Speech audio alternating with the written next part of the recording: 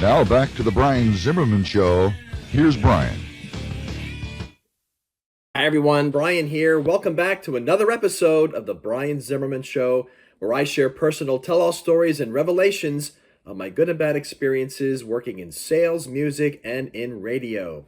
Was going through a file of mine of ideas for these episodes, and I came across an old job posting, a couple of old job postings, and they are completely outrageous and mind-boggling that I had to make an episode. This one here is a marketing company, a digital marketing company here in New Jersey. Sales superstars only is the headline. Don't even call unless you're an overachiever and can prove it. We don't hire backgrounds. We hire top producers. And it goes on to say, if you're a star, you can earn six figures. Okay? This has micromanagement written all over it, and it also reminds me of a late night infomercial. Tacky, but it gets better. We work Monday through Thursday from 8 to 6. Quality of life is our number one priority. How to get this job. A unique cover letter that explains why you would be a perfect fit for this position. Okay? We can smell boilerplates a mile away. So show us that you really want this. Okay? This is like, I don't know, like going to acting, and then you line up, and next, right? I mean, where do I begin with this? This is, I like to know what the quota is. They don't tell you that.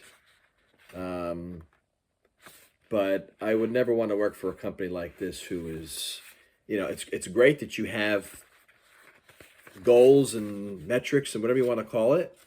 But the way this whole position is worded, it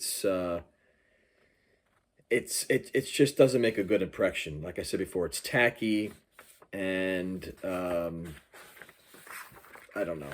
And the last thing about this is that undergraduate degree is highly preferred. Why? For a sales position. This is not an engineering role. Okay? A degree does not make you sell any better or any more than someone who does not have a degree. I cannot stress that enough. A degree is a piece of paper, and it's not mocking or degrading anybody who has a degree. I'm sure they work very hard for it. But we're talking about a sales position now, okay? And I like to know the meaning and behind that a degree is a must-have for a sales position. When it's a piece of paper, it doesn't make you sell any better anymore. So here's one that I nearly fell off my chair for, and I don't think that this cannot be a real posting. This has to be somebody must have been drinking late at night or on some really heavy medication to actually write something like this. Make over 200 outbound calls a day. Schedule up to 150 meetings a month.